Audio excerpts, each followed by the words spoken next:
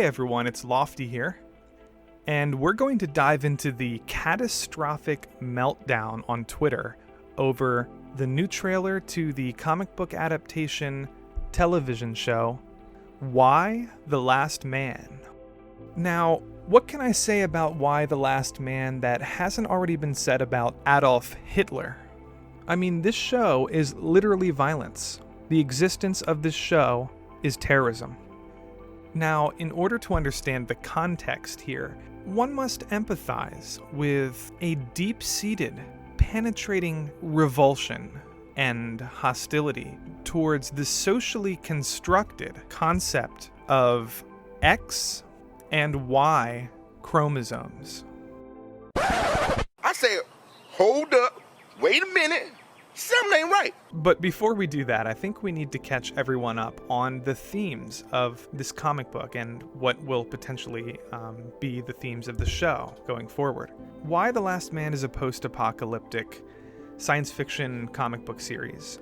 It was written by Brian K. Vaughan, who is known for writing a variety of successful comic books, most notably the sci-fi space opera Saga, which I actually did enjoy reading for about 30 to 40 issues, and then I just kind of moved on to something else for some reason. He also wrote the superhero comic book Runaways. He was a writer and producer on the television show Lost. But Y: The Last Man is the one that is most recommended to me often. I haven't actually read this comic book. I may or may not read it before the show comes out. It might be more fun to just go into the show blind. I think that's what I might do. But Brian received 3 Eisner Awards for this comic. And essentially the plot here is that all living mammals with a Y chromosome suddenly just die.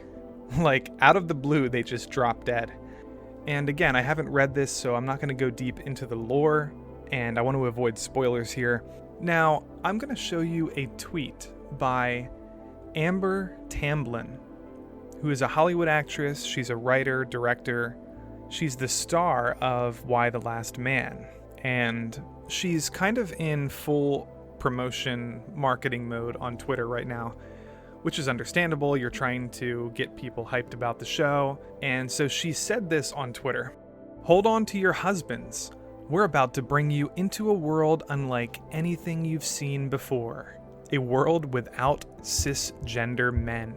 Welcome to a wild and dangerous new world, run, ruined, rebuilt, and rebirthed by women." And then she posts the trailer with some hashtags. Now, this user, Schizophrenic Cheesecake, he has an interesting question. He asks, what about the people who don't identify as male? What happens to them? What happens to the men who were born male but had lots of surgery? Do they survive? I'm very curious what happened to these people. And his question is framed around the concept of biological sex. Amber used the term cisgender in her tweet, which implies that men who identify as men who embrace the binary gendered concept of a man and live their lives to that standard, those are the people that are going to be bleeding out of their mouths and collapsing to the floor and dying in what I'm assuming is the first episode of the show. Now, Schizophrenic Cheesecake has a very good question, in my opinion, because Amber did say cisgendered men. This new world run and rebuilt and rebirthed by women. She doesn't say cisgendered women, so what is exactly happening here? Well, Adam Novice gives a pretty straightforward answer that I think most people would agree with. Nothing. Your genes are still male. Everyone with a Y chromosome dies in the book and in the show.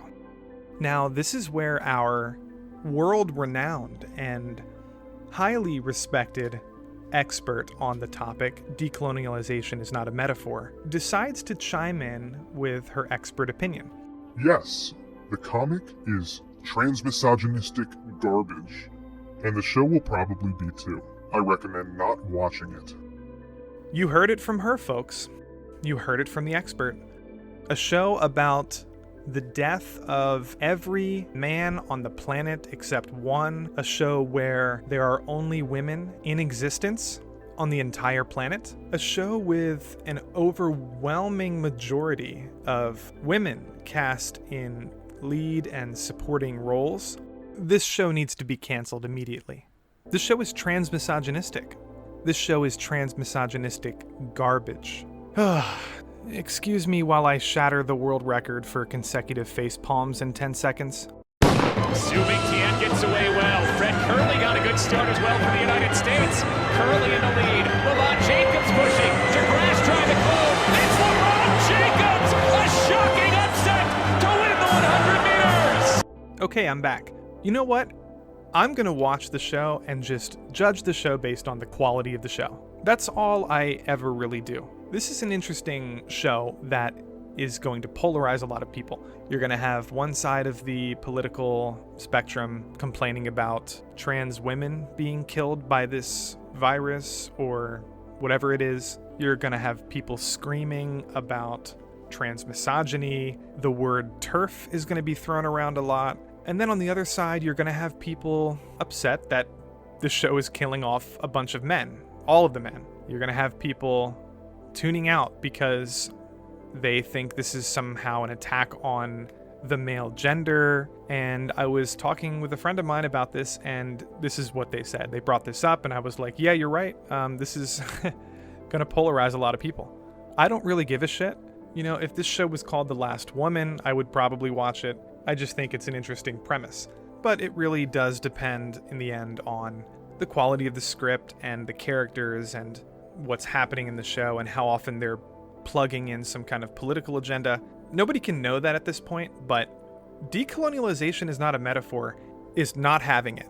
We as a society are just supposed to ignore chromosomes. They don't matter. Any kind of scientific theory or science fiction concept that revolves around XY chromosomes, it's transmisogynistic. It's garbage, and we should just never talk about it. Gee, the lack of humility before nature that's being displayed here staggers me.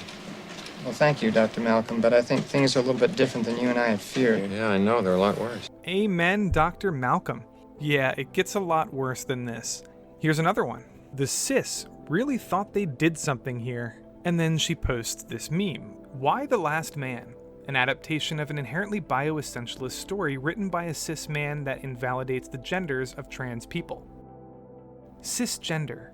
Amber really did throw a wrench in this whole thing with the inclusion of cis male in her description. And honestly, this is the kind of backlash that you deserve. For pandering to these people in the first place, I mean, all you had to do was say men in your initial tweet. Then we have Angela.